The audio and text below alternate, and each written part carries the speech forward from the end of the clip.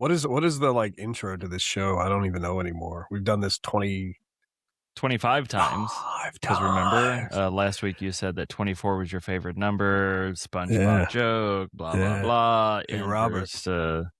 I thought of something funnier than 24. 25. 25.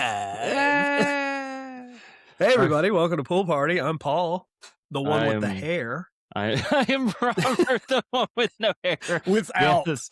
Yes. Without.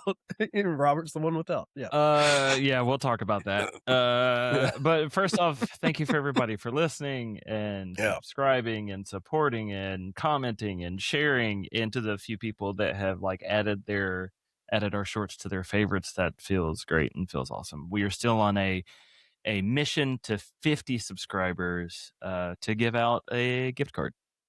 So big thumbs ups to you guys. Excuse me, Robert. I'd like to talk about something that I don't know if it's my own self, something word I can't think of. Doubt, no, disappointment. Maybe. Yeah, something like that. So are you coming to realize things about yourself that you thought were not true before? They have just support for groups me, for that, by the way. Self like actualization. Okay. Kind of fucking thing. Something in that same line of thought, at least. Sure. I don't want, and you know, we've talked about this, that I usually don't give a shit what people think because I'll do whatever I want to do anyway. So fuck off. That's fair. But there has been a trend in this community of comic collecting, where it has become a lot of like FOMO ass fucking, especially with the Batman number 20 having 115 fucking variant covers and right.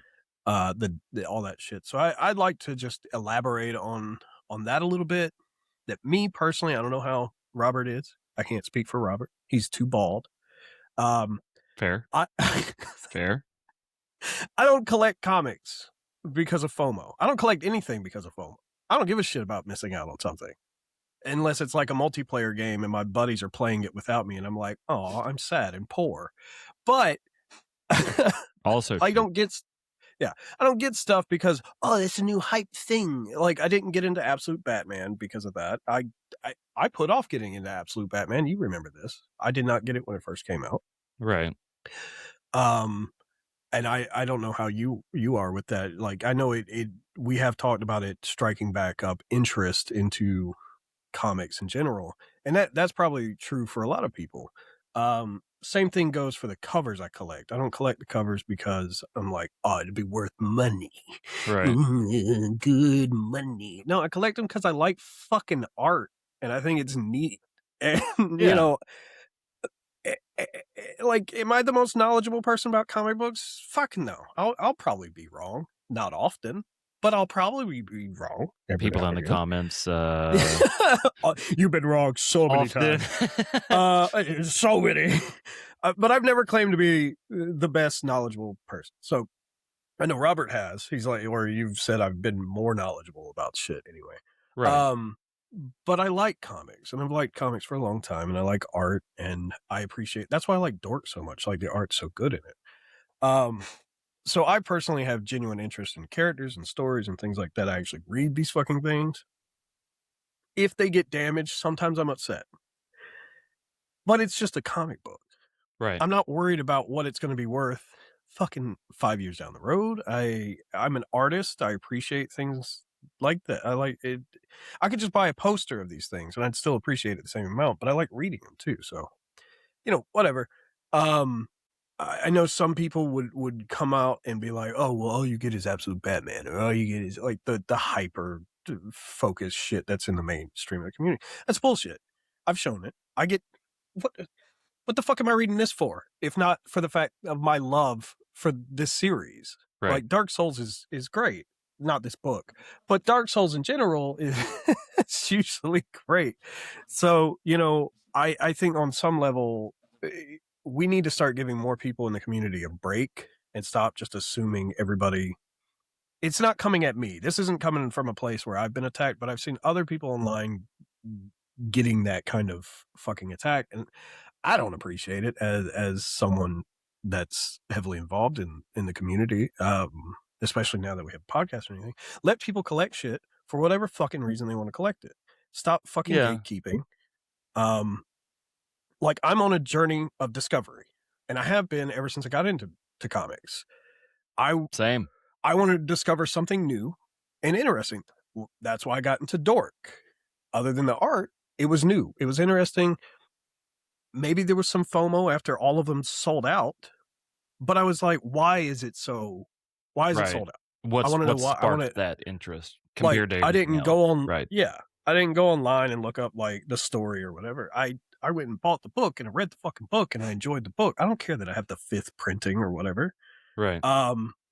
So something I wanted to do, and I think maybe you'll like it, Robert. I don't know. Is that like I want for us or any comic book reader to go out once a week when we go to the comic book store, every other week or however often people go to the comic book store, go in there, and this is just a challenge basically for us to go in, find something new, discover one new thing. Doesn't have to be Marvel, doesn't have to be DC. Try to branch out a little bit, try to find something. There's a couple of titles that I'm like, I might actually like that. There's some that are getting a lot of headway now, like Headlobber and some other fantasy stuff that I'm kind of interested in. There's some Western stuff I want to look into. So I'm saying, as a community, let's go out once a week, get a $4 fucking new book, just read it. You don't have to like it. It's I'm about discovery. It's about the journey. I'm Just actually try something. I'm actually really, really happy that you brought this up.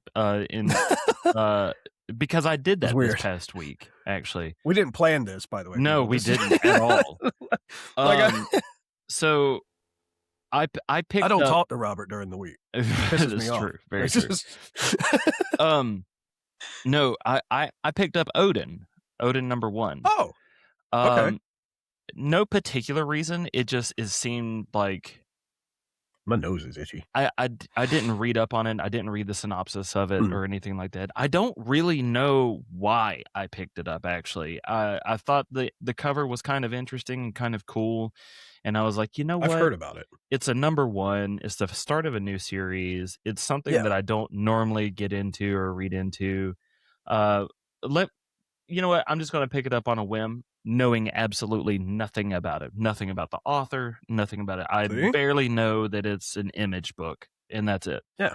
Um, and then I found out later that it's technically a horror book, and you of all people know that's not my jam. That's not typically. your jam. Um, No, that's why I was waiting for you to get to that point. I'm like, does he know? Yeah. Does Oh, he yeah. know? I know because I've read it and I have my notes on it. I don't hate that I picked it up. I don't at all. Sure. Will I continue to read it? I don't know. Probably not.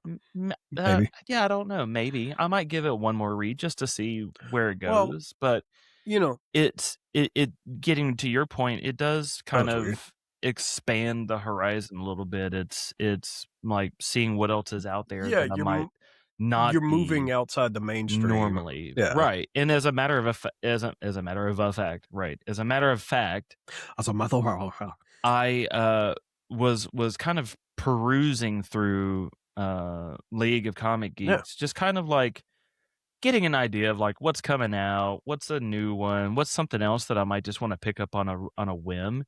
And I found this book, Dispatched.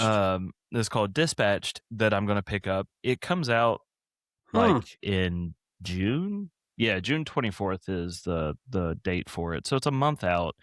And it's about this Is it like guy. Nobody? It's well, first the description starts off saying MacGyver meets Die Hard in this life or death unboxing. And it's basically this guy who Unboxing. seems like this like Typical CIA, like delivery guy. badass agent guy who is kind of in hiding, like witness protection sort of deal. And he's working for UPS, sort of. It's not it's Nobody. specifically UPS, but yeah. It's the movie Nobody. Yeah.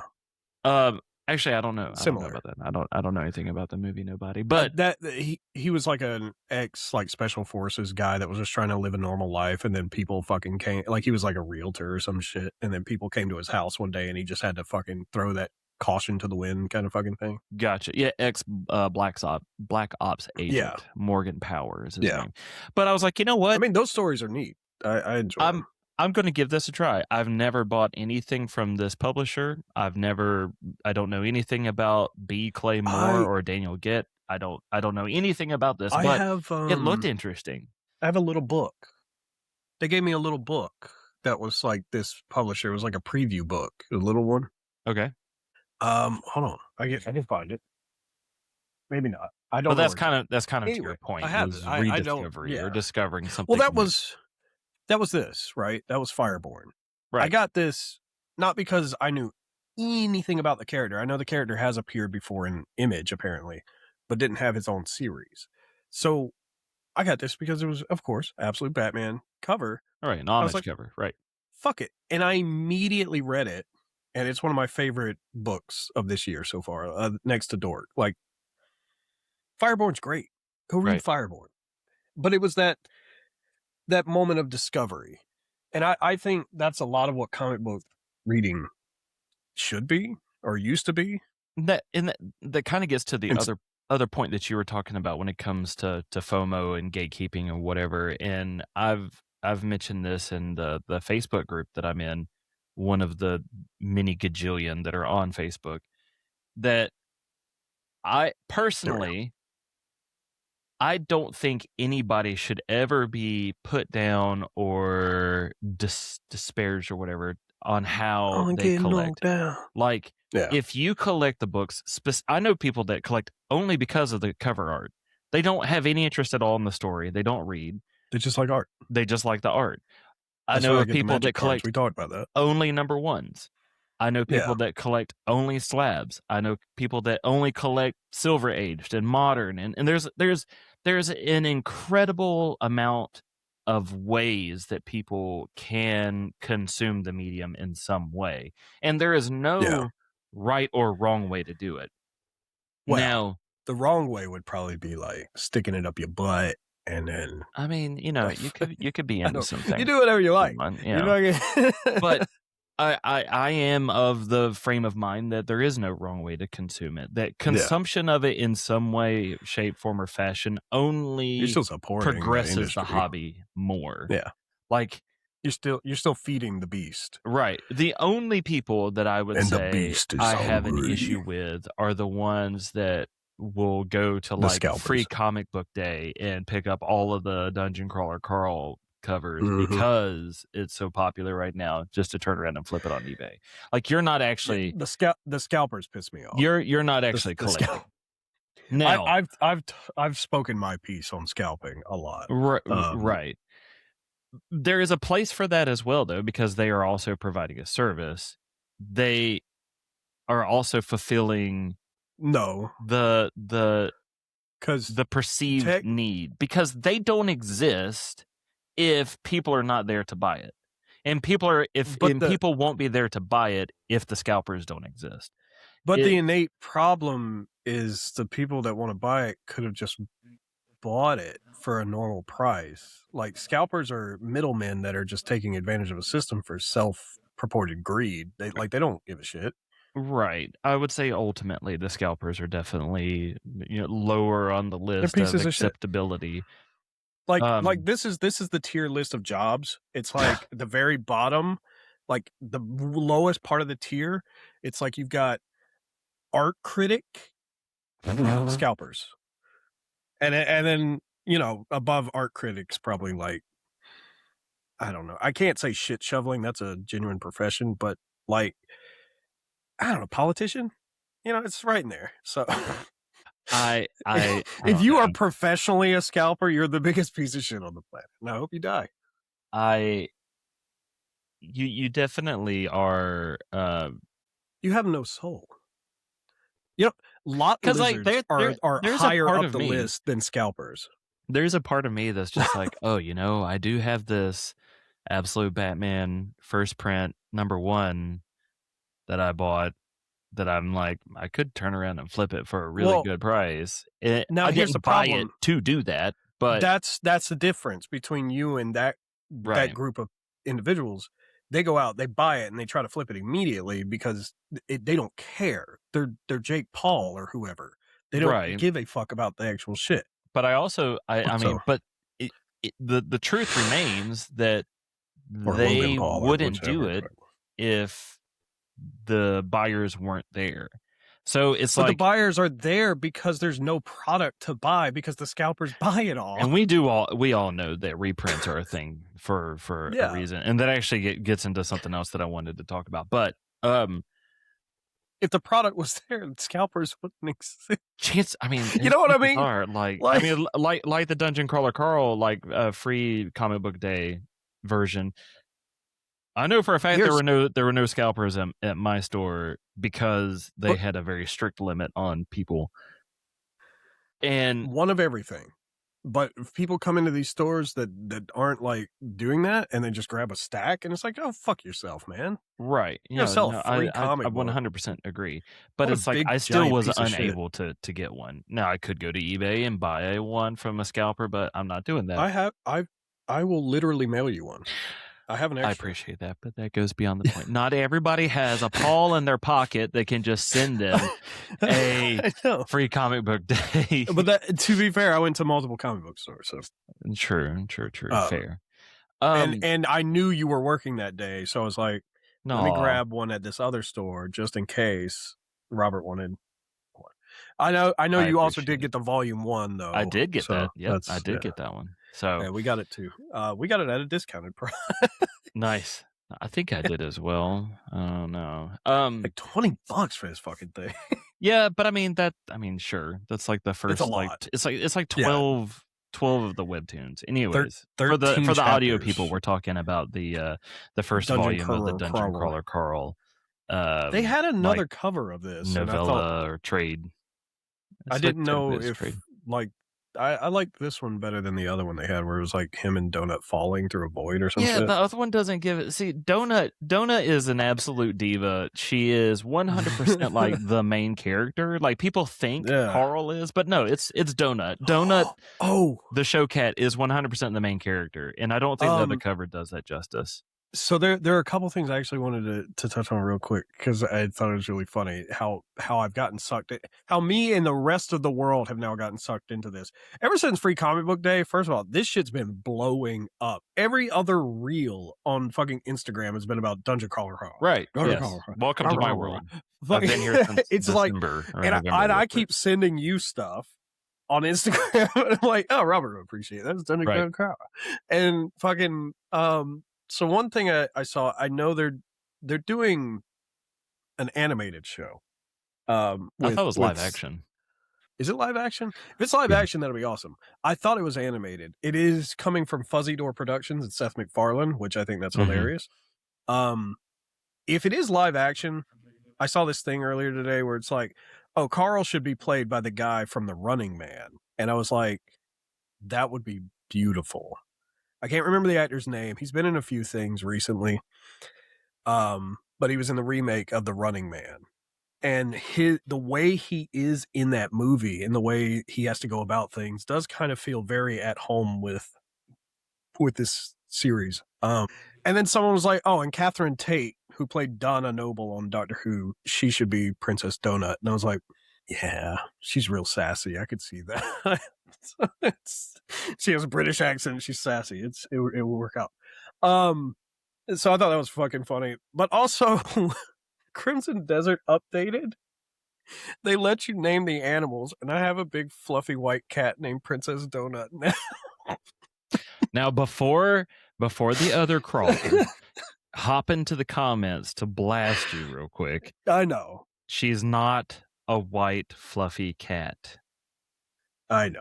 She's she's multicolored or whatever. Yeah. I know. She it's not Brindle, is it? It's like some other fucking that's I don't know.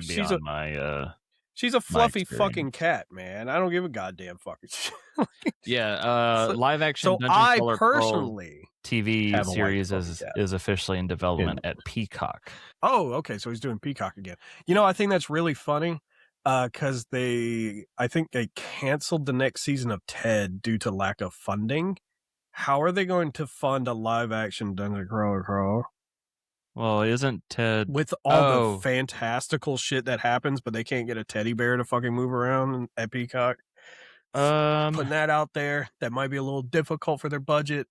I don't know if they are unable to or just don't want to put into it. I don't know what the viewership is like for Ted. I don't remember what it was, but it was something that's like, oh, we're not moving forward with another season because the budget is not favorable or whatever. Right. And I was like, damn, I hope that. I mean, it's a question of, how many people are watching it, how much ad revenue you can sell for it, and all that. People are watching the shit out of Ted. I see more memes and shorts from Ted than I see almost anything else these days. Like, interesting. It's my 2 cents, and it's also a Fuzzy Door production, so I'm just like kind of worried a little bit. But maybe they're wanting to focus more on the Dungeon Crawler Crawl. I mean, there is of course a fandom for Ted, but there is probably a much bigger and much more voracious fandom for Dungeon Crawler Carl. Oh yeah. And there's going to be, I 100% guarantee that there are probably millions of people that somehow living under a big enough rock haven't quite heard about it, or they have heard about it, but they don't know enough about it, that would be 100% in on it. I saw one where it's like this woman is reading DCC. I'm not saying the whole fucking thing every time. On her tablet, and she's like having to ask my gamer husband everything while reading Dungeon Crawler, and she's like, "What's an NPC? Yeah, what's an RPG? yeah. And I'm just like, that's pretty funny. It explains it fairly well, I think. But non-gamers are getting involved into it, and I honestly hope that it sparks interest into RPGs, like other RPGs and other lit RPGs, because they're getting a tabletop Dungeon Crawler, and I'm like, I'd play that. Right. Fucking look, I got tabletop space. I got Horizon the board game. I'll play anything if I'm to play that. Yeah. It's all right. It's not bad. So yeah, with all that said, though, I'd like us to reconvene every Monday for PullParty's Discovery Corner, where we have discovered something new at the comic book store and we share our findings. And you lovely people in the comments are more than welcome to join us every week and leave behind in a comment a book you might have discovered that you can share with us that we can go check out. I'm down for that. I appreciate it, and I'm glad that I'm kind of already on the cusp. You're already on that spectrum. That. Yeah. On the spectrum. Nice. So I'm on every spectrum. Before we get like super duper into the rest of what we have planned today, I did want to say I don't have a lot planned. We're gonna add a little something else on Wednesday. Yes. Bodies. I was thinking 6 or 7 p.m. or so, probably 7, as you drink your Red Bull. Fuck, you're drinking Red Bull. We got to wrap this up before it like really hits you and you start bouncing off the wall and get all annoying and shit. Dude, I'm already there. My obnoxiousness is why people join us. Okay, it's definitely why people. It's definitely your takes and no, I can't say that. Because mine do too. I was gonna say your takes and opinions spark controversies and comments, but no, mine did as well. I love it. So I love it. It makes me feel all warm and fuzzy inside. Anyways, Wednesday night. I'm gonna say 7 p.m. 7 p.m. Does that sound good to you? We haven't talked about it. We haven't nailed down a time. Yeah, because sometimes I go to the comic book store like 5. True. Okay. 7 or 8. Okay, we'll talk about it. We'll announce it. We'll do a whole flyer thing. We'll do all the things. So but we're doing it. Anyways, we're doing it. Wednesday somewhere night, between 5 and 9. Definitely, probably not 5. And definitely not 9. Anyways, no, you'll be grilling. Inside joke. But we're going to do a live stream on YouTube, and that is YouTube/PullParty Podcast. Yeah, it's just PullParty Podcast. Never mind. And we'll do a thing. But anyways, we're going to live stream it. That's when we're going to talk about the books that we picked up at the store. We're going to talk about the books that we read over the previous week and just kind of play off of each other and whatever comes in chat wise. Yeah. Little bit of change in dynamic. So if you joined us today to listen about the shit we picked up, joke's on you. Yeah, stupid bitch. Yeah. Fucking. And I picked up a lot of stuff. Look at all this stuff you can't see because I have the backs of it turned to the camera. No, well played. You'll never know. You'll never know. I know Absolute Green Arrow is one of those, and Deathstroke probably. Yeah, only 3 of these are Absolute Green Arrow. I have notes. Okay, so one thing I will put, because I already kind of talked about it a little bit. You're gonna interrupt me. I have one other thing to talk about. Fuck your one other thing. You're gonna want the one under. You're gonna want to know the one under thing. Go ahead. We have a unofficial, official, local comic book shop sponsor. Oh fuck yeah! So Jason over at Myth and Fable Comics and Cosplay in Rossville, Georgia. Wait, comics and cosplay? Does he sell cosplay supplies? He does. He absolutely does. And his wife Rachel makes cosplay shit. And dude, she makes some shit that you will 100% like be very into. Like she made the pyramid head guy from Resident Evil, and it looks to make dope. A trip. It's fucking dope as shit. So, anyways, he offered up the store. He's like, if you want to record something here, you want to do like interviews or whatever, he's like, you want to buy the store, you know, more than welcome to. So, Jason, if you hear this, Rachel, if you hear this, I appreciate you guys, and I plan on abusing that access as much as I can. I plan on doing that Wednesday, actually. Yeah. I'm gonna do. Oh, you're gonna record from the store on Wednesday? I'm just gonna do like some little like on the street stuff. Got a microphone coming, and I'm gonna do a little thing. I'm just gonna ask random people questions and just try to support the store and try to support the hobby, and try to support the show. Try to get a little bit more subscribers. But if you're listening to this, the first question, the first interview piece that I want to do, because I think people who go there will be interested in this, and it gets into June, which is Pride Month. I was going to ask if anybody has a like same-sex comic couple that they are interested in, not necessarily their most favorite, but just like who has a story or who has like a dynamic that interests them that they may or may not have dove into, and maybe that can kind of, you know, which one I'm curious about. I was actually going to ask if you had any that you were curious about. Is Wiccan and Hulkling? I'd like to know which one's the top. Just a brief side. One of them's a Hulk, and one of them's a twink, and I'd like to know who's in charge in that relationship. I'm very curious. You know, just for science. For science. For science. You know that. That's terrible. I'd imagine Wiccan is like secret dommy twink boy. You know, maybe. There aren't a ton of like same-sex couples in comics that I personally even am aware of, but I don't get out much, so I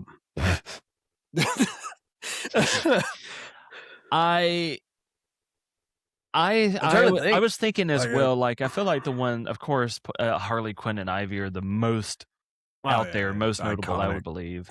I think I wouldn't mind looking back on the history of Tim, Bruce and Joker Bernard. Definitely make out. they're secretly making out. Yeah, it's Tim, right? Tim and Bernard. Tim and I believe it's I did Tim. not know. I think it's Tim. I did kind of know, but I didn't know I didn't know the name of Tim's significant other. Yeah, I was not aware. Bernard. I hate that name. I'm sure Bernard's a nice guy, but Bernard. Yeah, it's not a great name. The nerd But there's dog. that. I'm kind of interested in the past for Samantha and Joe from Green Lantern, only because I want to know the difference between that universe and the absolute universe. I feel like DC is a lot more like forthcoming with same-sex relationships, it seems like. That's interesting because I was talking to somebody else and they talked about how Marvel seemed to be more like they had more female heroes, which I believe to be true. I haven't like just total female heroes. Yeah, just like total mainline female. It does heroes. seem that way. You get down to the nitty gritty, and you could just name like 6 or 7 of them off the top of your head. Squirrel Girl Storm, Sue Storm, fucking Rogue. A lot of these are mutants. I'm realizing.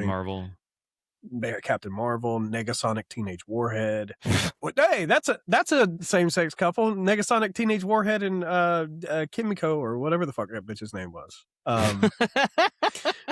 In Deadpool. You know, that one. I don't think I realized that one. But yeah. Yeah. But that is interesting. I think you're right though. Huh. Because I can only think of like 2 in Marvel, 2 same-sex relationships. Granted, again, I don't get out much. There's probably a lot more. That is wild. That there's not a lot in Spider-Man. It doesn't seem like. Yeah, I can't. Everybody who I can think of is all DC. So, speaking of inclusionary shit, like including things, right? Okay, yeah. You know, seeing representation in media and comic media and stuff like that. This past week, Lego Batman Legacy of the Dark Knight came out. Right. I thought this was very interesting. In the NPCs that wander Gotham, some of them are in wheelchairs. I've never seen that in a video game. I have seen characters in wheelchairs in video games. The beginning of Surge still sticks out to me because it's like a bait and switch. You don't know he's in a wheelchair until you move forward. And then it's like, oh shit, he's in a wheelchair. That's awesome. I mean, it sucks to be in a wheelchair, I'm sure, but it was nice to have that like inclusive, like they included some handy capable kind of stuff. So there are citizens in the new Lego Batman game that are in a wheelchair, and it's you don't see that in like Grand Theft Auto or Sleeping Dogs or any open world fucking. I'm trying to think if I've noticed that in any other. No, man, I can't. I can't think of anything. Yeah. I wonder, it would be interesting if somebody could do like an RPG or something, and in the character creator, you give them, like, you put them in a wheelchair or. So there are some games where you get prosthetic limbs as a customization option. Well, yeah. And that's like as close as we kind of get. Like Outer Worlds 2, you can get a full like prosthetic robot arm or leg or all of your. I feel like a lot of that is augmentation. I mean, the first thing that pops in my mind is like Cyberpunk, but that's all like that's very optional and very like voluntary. That's what I'm saying. Like Windrose should have given you a peg leg option, or what I mean? Like, sure.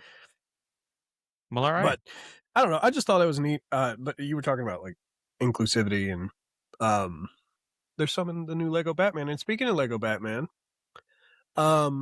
we move right into Paul's hot take of the week. Paul's hot take of the week, and then I got to do this pose. Yeah, and then I cut that out. Yeah, and then Lego Batman was promoted with Seal's "Kiss from a Rose." Very fascinating, because the official that makes sense. The official music video for "Kiss from a Rose" was to promote Batman Forever with Val Kilmer. Correct. Yes, so he's like singing in front of a bat signal, and we get all the clips from that movie. Paul's hot take of the week is Batman Forever is probably one of my favorite Batman movies of all time. Hey, I love Batman Forever. Love it. I think Batman Forever does a better job of representing Batman than any of the other movies. Like Michael Keaton hear me out before you start making fucking faces at me. Okay. The way, like, Tim Burton definitely paved that path, like he paved it. He got it was originally ready. Supposed to be a Burton film, but yeah, Batman Continues or whatever. Right. And like, so he set the stones there right. for that kind of neon The steampunk campiness, right? gothic like feel of the city. It was Right. almost like a fantasy vibe with the city. And they expand upon that tenfold in the Val Kilmer one. And the city feels like a character in and of itself, like driving the Batmobile off the giant statues and all this other fucking shit. It was crazy. And Right. it looks insane. And it looks like a place where crime would absolutely just fucking thrive. It kind of reminds me of specifically crime where the criminals are carrying Tommy guns with red neon lights on the drums, which I always thought was cool. Just insane fantasy shit. It kind of reminded me of Dino City from Super Mario Brothers. Like, it's like this neon punk fucking terrible rundown, smokes everywhere. Right. And I love the vibe. I love that vibe. I love Chris O'Donnell as Robin. I do too. Being sort of an adult Robin too, Right. like losing his parents. Tommy Lee, it's my favorite Tommy Lee Jones movie. Yeah. I've never seen that motherfucker so happy in any other role. He dances around and giggles, and it's the funniest shit to watch Tommy Lee Jones do that. Like, just full. Yeah. I love his layer. I love that he has one black girl in white and one white girl in black. Yeah. It's so funny. It's so ridiculous. It is campy, but in a not very good too way. campy. Yeah, it's Right. not as campy as George Clooney. George Clooney was over the top campy. The back Right. credit card and shit was too much. Right. But it's just campy enough. It kind of touches on old Batman, like Adam West a little bit when they fall in the tube and Robin's just like, "Holy rusted metal, Batman." He's like, "Fucking what?" And he's like, the metal, it's rusted and it has holes in it. Yeah. That's an actual line from the fucking movie. Yeah. It's fucking brilliant. Yeah. Riddler actually figuring out who Bruce Wayne is was brilliant. Because it's like, how does he not? And then driving himself insane. Jim Carrey, sure, it was over the top. It's not my favorite Riddler. I've spoken about this. I like suited up, like brilliant, kind of vague Riddler from like the animated series. That's my favorite one. There's also there's no denying what he did for that character though, because he was still intelligent. He was still smart. I mean, that was very established. I think one thing that held it back was the reliance on the Michael Keaton-ish, because they still put Val Kilmer in a turtleneck with glasses. They still did the same scene where he's like pondering out the window into the dark and then the bat signal goes up in the sky. It's still that same kind of vibe. It's the same Alfred. I think that not letting Val Kilmer be more of his own Bruce Wayne was kind of something, but even Bob Kane has gone on record saying Val Kilmer's Bruce Wayne is the Bruce Wayne he imagines in his head when and I'm like, that's fucking brilliant. I love it.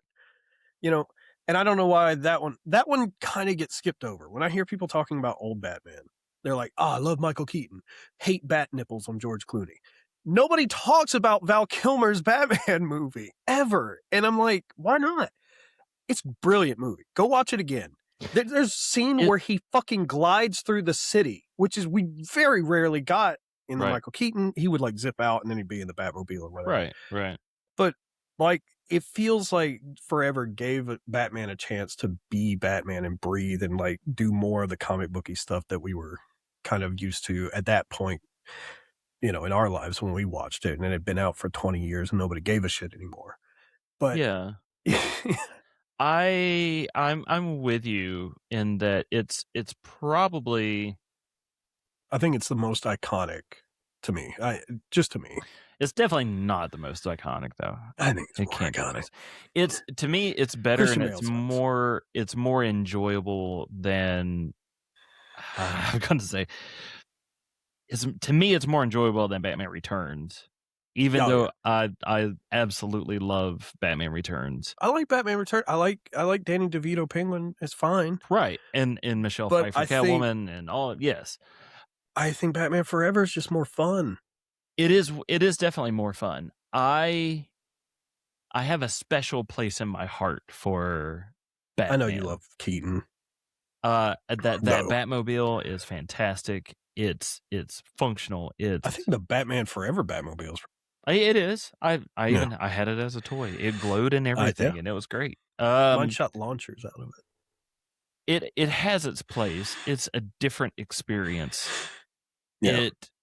I don't have it's like a you problem. can't watch Keaton and go straight into that though, unfortunately. Like it will kind of ruin that magic a little bit. Yeah, I agree. I mean, there's also 10 years removed from the two. But I don't hate on anybody who says it's like their favorite Batman. Like I'm okay with that. To say it's more iconic though, come on. Well, now Come on. let me. I think the Batsuit's pretty great. Right. Compared to the Keaton one. I think they made, again, 10 years separation. They had time to work on the costume a little bit. Bat nipples aside, and Vicky Vale squeezing on his bat breasts in that one scene. You know, that aside, Black rubber. Yeah, and I'm just like, what the fuck are you doing? Yeah. The Statue of Liberty being. I mean, that's in the same category as Catwoman licking Keaton's face. To me, it's so weird. It is. It's so weird. But you know what? It's better than Christian Bale's Batman suit. Every suit is better than Christian Bale's Batman suit. Yeah, Christian Bale's Batman suit. Hot take of the week, part 2. Christian Bale's Batman suit is the worst fucking Batman suit. The bat symbol's too small and it's hidden in the suit. How are criminals supposed to know what he is? You're trying to hide who he is. Why does his mask go this far? Why is it right here? Where are they? Rattle the cages. Where are the drugs? Why is it right here? Yeah. And all the other bat suits are like here. Right. You know what I mean? And it's just, I fucking hate Christian Bale's Batman suit. I think those movies, I'm going to try to wrap it up. Those movies serve a purpose. I think they're good. I don't think they're by far, like, they're not the worst Batman movie at all. But I don't necessarily disagree. He's not That's awesome. I put Batfleck above him. And, Batfleck's costume alone is like one of the best. It's my top 2, 3 costumes. I do think I honestly hate the fact that he didn't get his own standalone movie. Yeah. It should have 100% been Dark Knight Returns. Fighting the mutant leader, dude. To have seen fucking Ben Affleck be like, "You don't get it, son. This isn't a pit. This is a operating table, and I'm the surgeon." God damn it! I would have fucking paid so much money. Right. And even if I take that storyline, if it was Dark Knight Returns, take it down all the way to the point where he's fighting Superman, and then take that into Justice League or I guess I mean they did Batman v Superman, but it's like it's not the same. It wasn't the same. Not. Batman felt like a fucking villain in the movie. And it was weird. Yeah. And I've talked about how like it just feels like Zack Snyder just was. Where did you get that name, Martha? Yeah. Like he just flipped vaguely through Dark Knight Returns. It's like that looks cool. Let's put it in the movie. Yeah. But we need a team up to go against the Avengers kind of stuff. But it's a whole fucking thing. But while I was going through League of Comic Book Geeks, and when I discovered Dispatched, I ran across some other things that I thought was borderline interesting that I wanted to get your opinion on. Okay.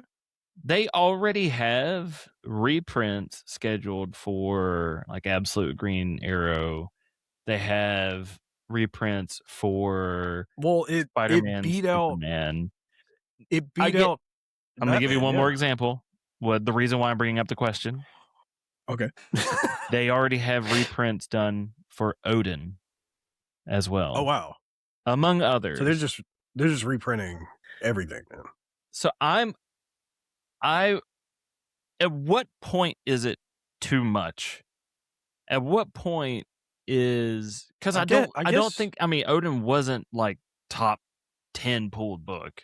I don't believe. I could be wrong on that, but I don't see a lot of people talking about it. I don't. It's not a part of the big 2. It's not a DC or Marvel book. It's an Image book, which is a pretty good size, but it's like it's an indie book. Nobody knows anything about it. It's not a property that's long lasting or whatever. Like it's a new thing. Yeah. So real quick, I was looking at the league, whatever. I was trying to figure out what do I have coming out this week. I have nothing. I have One of the 2 top books. ones on, one of the top ones on here. It's funny that we were just talking about this. Wiccan and Hulkling, Raid of Ultron #1. Right. Maybe I'll get my answer. Maybe. But yeah, no.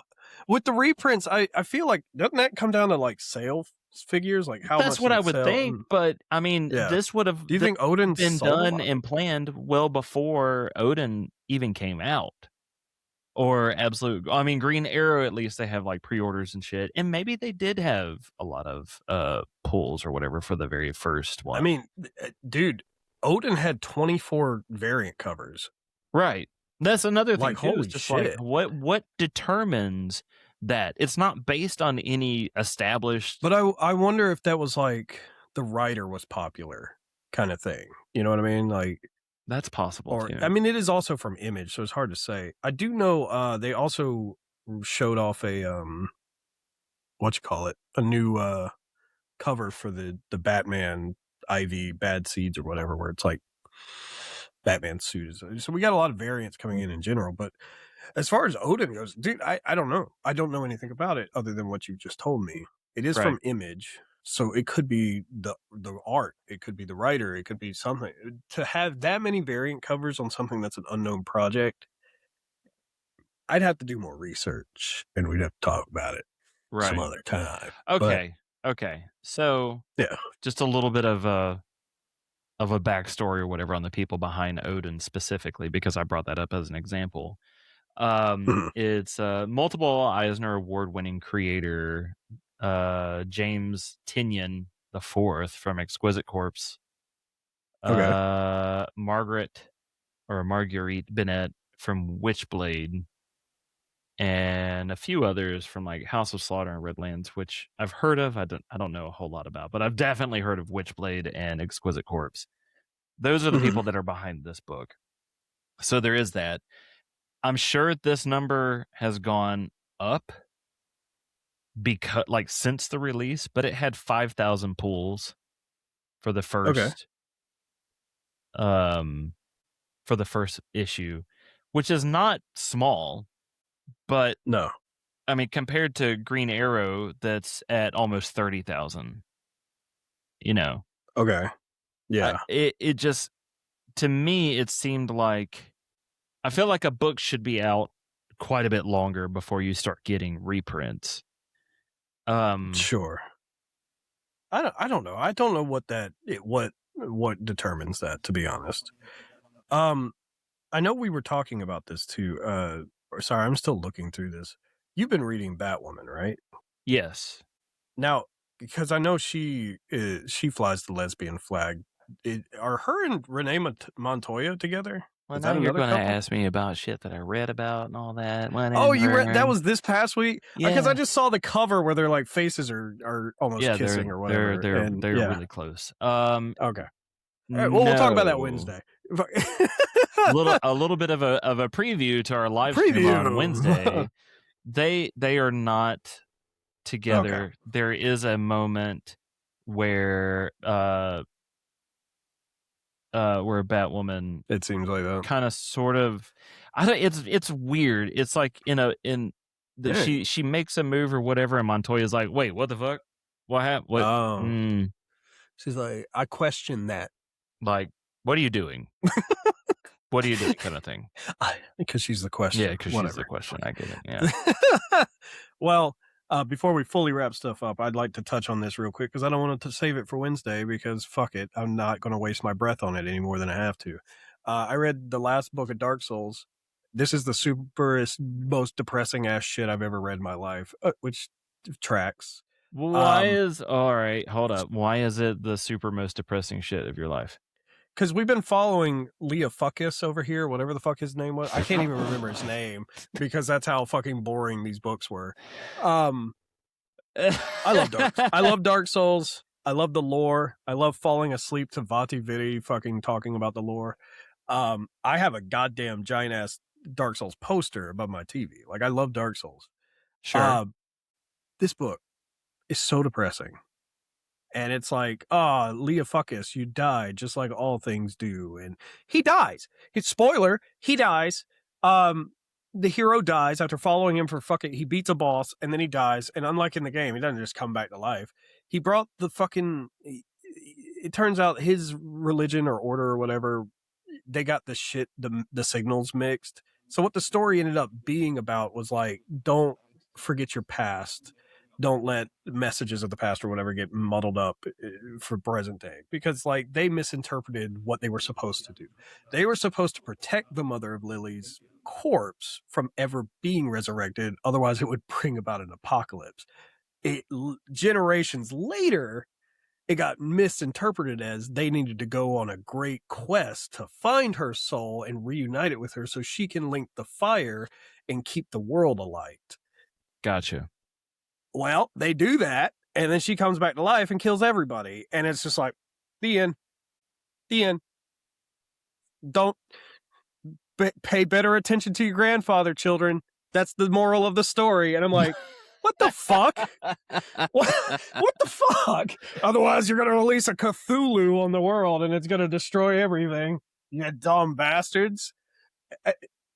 It was fine. It was very Dark Souls in that intent. I think the last 2 books were the best of all 4 of them. Right. Do I recommend that series? But it was something. So I just wanted to speak my piece on it. If you like Dark Souls, if you like that super fucking depressing shit, there you go. Go read that. I'm not sorry that I read it, mind you. There's still some stuff, but I am miffed at how depressing it actually ended up being, because it's played up to be a hero story. Like he triumphs where others failed, and then he just fails, and it's like, oh, okay, gotcha. I don't read fantasy to be reminded about reality. Thank you. That's a really good point. Really good point. Way to go, man. Anyway, to kind of wrap things up, I did want to. I know we're trying to be shorter now. Right. I did want to do the. We took our Air Jordans off. We lost an inch. The new books. And in doing that, I wanted to say, if anybody is interested in the Arkham M special from Absolute Batman, they are doing a 3rd printing of it. It was all right. It comes out June 3rd. So if you missed it but want it, they're redoing it. It's a decent like backstory, I think, for some of the stuff. Yeah. You know, but it's not like don't pick it up expecting Batman. Right. You know. No, like expect it's mostly Arc M, because that's what it's called. And murder mystery. Yes, precisely. Yeah. All right. So new comics. Top 4. Nothing I'm gonna get this week, I don't think. So I'll have to just do my new journey of discovery, and that's it. There's one that I'm gonna get. I wish you would, but you're a little far behind on it. But is Absolute Wonder Woman. I'm so far behind on that. Finally, you just do the trades at this point. I'm so far behind. We have 1 trade. I'll probably read it. I think volume 1. I think there's 2 by now. There's a second one coming out. I saw an advert for it in one of my books, so I'll look into it. But yeah, Absolute Wonder Woman number 20, Batman Hush to number 163, Again? Detective Comics 1109, and the Ultimates number 24. Oh my God, in the Ultimates already, please. I think this is the last long-awaited book for Hush 2. That has been a bit of a controversial thing. It has been... Isn't it a reprint, though, technically? Put off for forever. I don't think so. But, I mean, it's just a facsimile of the original story, right? It's still Jim Lee doing the Hush story. Isn't that what it is? No, it's a is this a new Hush story? Yeah. Oh, my God, that's fucking weird. That's why it's Hush 2 and not Hush. It definitely ended. Whatever. Moving on. All right. Go on. Riddler has cancer. Spoilers. All right. Moving on to Gooner Bait. Now, before I reveal Gooner Bait, oh God, I have fucking terrible. I have gotten opinion from an authoritative figure. An authoritative, god damn. Somebody who appreciates the male form. Oh, okay, cool. And female form, mind you. Oh, okay. And what she Very told me... Very authoritative figure then. Because I asked her directly, I was like, can you explain to me... What's some stuff you masturbate to? What... Can you explain to me what you see as Gooner bait for you as somebody who likes the male figure? She's like a man with a 9-to-5 job, and kind of. Yeah. Said, okay. So dispatch. I showed her what we chose last week, which was the Thundar, and you gave me shit for. Yeah, of course. And I was like, the reason why is because he's mostly naked. He's wearing a pair of Speedos. He's muscle bound, blah, blah, blah. And you even get a little bit Robert's of never been to a male strip club. No, I have not. And she said, hold on. Women like. And she went to the new book aisle, because, of course, this was in the comic book shop, because why not? Oh, she was with you in the comic book shop. Right. Well, I mean, she's like a part owner. I think, her and Jason are just doxed them entirely. Yeah. I mean, they own a shop and they put shit out on social media. But anyways. Okay. She's very open and has been very cool about it. But anyways, so she goes out. She's like, I got you. I'm going to go find Gooner bait, what I find to be Gooner bait. And she also explained to me what Hear Me Out was. Anyways, because I'm old and I'm not up on hips shit. What? How do you not hear me? Okay, whatever. And it makes sense, of course. I didn't know it was a thing, but the Hear Me Out, I makes sense. I know what it is.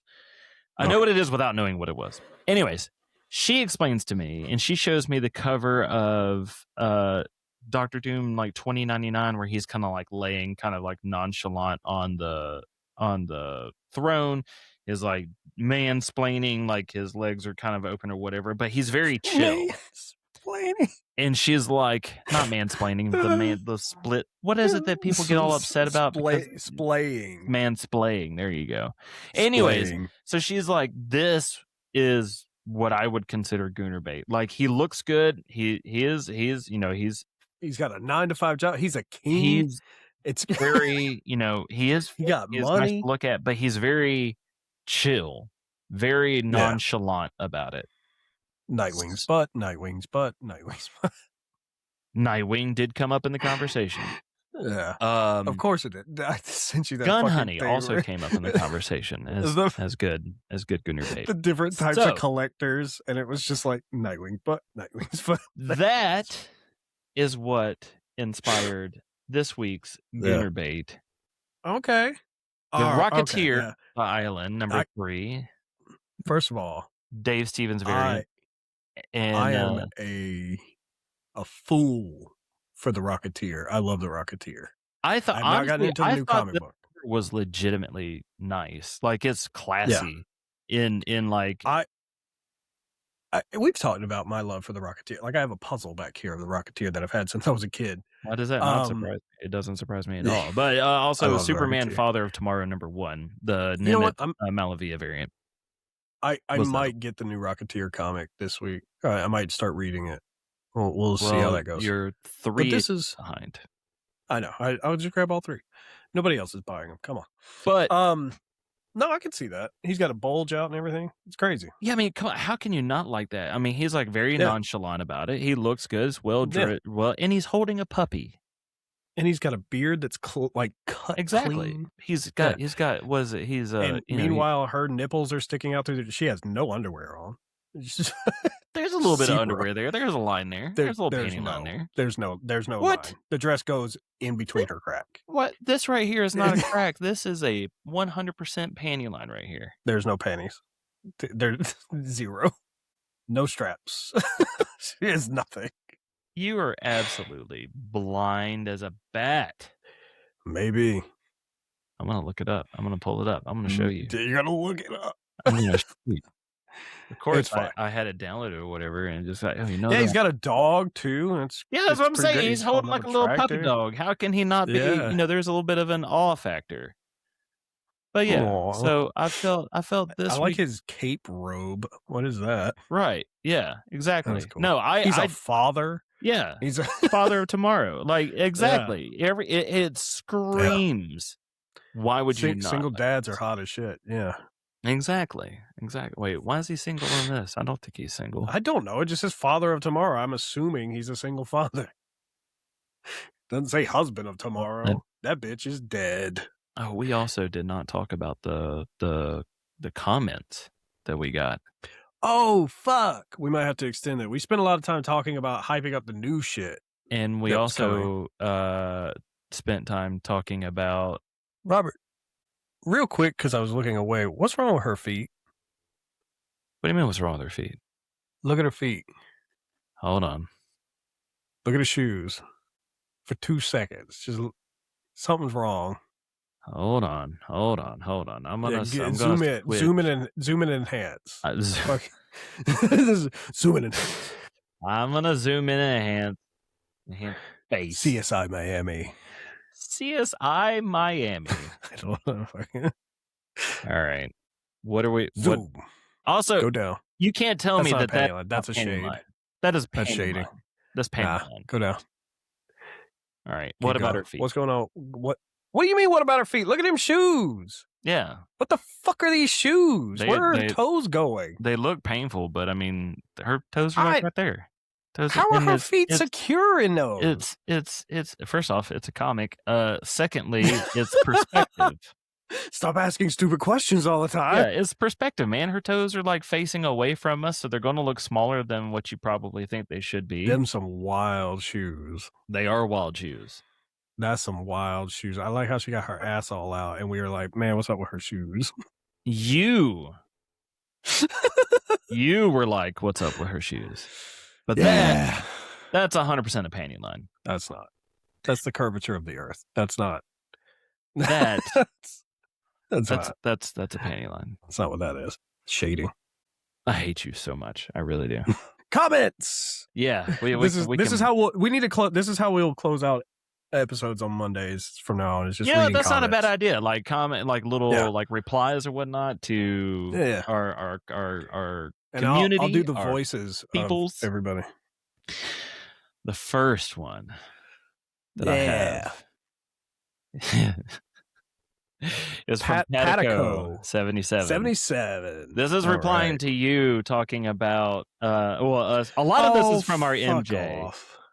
From our MJ clip talking about how terrible. Isn't this from like forever ago? Yeah. This is before the tier list. Yeah. I'm gonna read this how I think it is from the tier list, from the tier clip. But anyways, Patico he 77. Sold his soul to the devil for her. He made a deal with the devil for Aunt May, and that cost was their marriage. I don't see how that was for MJ or net good for her in any way. Right. So I wanted that was what I said. I wanted to get your reply for that. Oh, all I knew is he sold his soul to the devil. I couldn't remember why. I'm sure it was for Aunt May, but I knew MJ was part of the deal in some fucking way. Right. So the thing is that Peter gave up the marriage or whatever, like pretty much cost the marriage for Aunt May, which of course, why wouldn't you? Yeah, but he more knew to he your could point slide in his that way clip back was into her DMs. Right. You know what I mean? Like more to your point like, is she moved on rather quickly. Oh yeah, fuck that bitch. Fuck that bitch. I mean, granted, she didn't remember, but like, fuck that bitch. Fuck Mary Jane. Fuck that bitch. I have seen clips recently of her like on the internet seeing all the hate posts that people are like, oh, the worst fucking relationship ever. God, MJ sucks so much. And then Peter shows up just like, hey, you want pizza or something? And she's like, I love you. And like, fuck off. Yeah. I get it. It's how she's written, but she's written awful for 40 years or 80 years. And it's like, I still don't like her. Right. Fuck that bitch. I don't like her either. I have more on that, but we'll talk about that later. The next comment we have is from the tier list, the one that we did on comic book couples. Is from Monster Tatake. Lois and Superman are the best couple in comics. It's not close. You should let me read these in different voices. Absolutely. Okay. No, they're not. No, they're not. She's so toxic for him. Are you crazy? I replied with, you should definitely watch the episode because we talked in detail about it, of why she sucks. Dude, like, it wasn't near as bad as MJ, but she like puts herself into danger specifically to test him. She doesn't even know he's Superman for sure in Yeah. Smallville and tries to hit him with a pipe. Yeah. And she misses, of course. But that does bring up another question too, though, is man. like what's canon? She's obsessed. And what She's is obsessed. That bitch is obsessed. What is not? Because like you've made comments like, oh, because in the game or in the movie or whatever, and it's like, but that's not comic. But it's always like that. It's always like that for Lois and Superman. She's always trying to push those buttons. It's like, that's not a good way to be, man. Right. 100%. Granted, she raised a son out of wedlock in Superman Returns. She did her part. But still, they're not a great couple together. Granted, again, this goes back to that obsession thing. He's willing to scorch earth. Right. If she dies. He's devoted. Period. He's 100% way too devoted. He's overly devoted. He's committed. A lot like Peter, he's committed. He's way too committed. Right. More so than Peter. If you're willing to burn the whole world because you're like, man, she died. Right. Right. She's going to die anyway. You have an extended life, you dumb fuck. You're going to outlive her. Stupid shit. And that's a story arc as well. All right. The last comment. God, it is. It's multiple story arcs. No, the last comment. All right, last comment. Oh, Cabronecks. Cabronecks. Bro with hair has a point. Like, we get it, DC. This is in response to you saying F for... Oh, no. You said F for Harley and Joker and D for Harley and Ivy. You're like, we get it. We get it. We get Harley and Joker's relationship is toxic. We get that she runs to the arms of the nearest person because she's fucking codependent. Like it's like we keep getting that story over and over and over and over and over and over and over. How much of Ivy and Harley's success as a couple is because of the fact that they're relatively hot lesbians? That helps. Right. Especially since Poison Ivy's been drawn like very disproportionate with and like, you know, an extra fucking hourglass with a few extra minutes, you know what I mean? Like she got so I think that helps push that point, especially since she's always been so very sexually like very what's her name in the clamshell, very Aphrodite-ish. You know what I mean? Like, okay, it's very sexual. Yeah, I mean, she kisses people to take control. Aphrodisiacs and whatnot are very much a thing for her, which kind of makes sense. It plays into her shtick. Like she uses her body to get her way. Right. It's like, okay, well, that's a toxic bitch. And so, everybody that is able to kind of like fight against that, she just sprays them with. I get it. Use the tools you have to fucking fight the good fight. Go 100%. Ahead, girl. Get it. Do it, lady. But fight the good still. Fight the good fight with titties. I appreciate it. I also like to point out real quick his icon, Cabronecks. Mm-hmm. I'm entering almost libel territory here. But fucking I love his icon. It's Enclave power armor from Fallout. Well played. Nerd. Shout out you. Right. Of course he's a nerd. He responded to our clip. Hey, that's the thing. I love you, bro. Keep watching. Or sis. Bro or sis. I don't know if you whatever, but I love that comment. He called you bro, so you can call him bro. Bro with the hair. Bro with you can be a bro. Yeah, bros can be ladies. Can be a bro. Yeah. Bros can be anybody. To everyone, negative or positive, we appreciate your comments. Yeah. We appreciate your saves, your subscriptions. Hopefully, we'll see y'all on fucking Wednesday. We will be around on and I'll bring snacks. YouTube.com/PullParty podcast. Now, I don't know what we're going to be doing, but you know, I've got screenshots galore for comics, and we're talking what we read and what we bought, and then moving forward, just be aware this segment will be shorter generally than hopefully what we usually do. I mean, so far we're like 30 minutes before we normally do. So yeah, sure. And we'll hopefully start playing more trivia games and stuff because I like doing that. So yeah. I want to bring back. Is it canon or is it bullshit? That's legitimate. That's a good. I really did like that. I thought that. What did I call it? What was the title? Is it canon or can you not? That's canon or can you not? Yeah. Welcome back, everybody. Yeah. Fucking. We need to talk about that because, or we'll talk about it off air. But I want to kind of hijack your idea Jeopardy. And use it in the shop because they also talked about that's like a comic trivia night. And dude, we could do comic Jeopardy. Like I'll take Marvel for 500. And fucking yeah. We'll do arbitrary points that mean nothing. Yeah, exactly. Ultimately, something like that. I don't know. We'll figure something out. Yeah. So to be continued. At least until Wednesday. To be continued. See you bitches in the newspaper. I don't know. I fucking see you on the flip side. See you in the funny pages. See you on the flip side, skater boy. Skater boy, can you make your mind?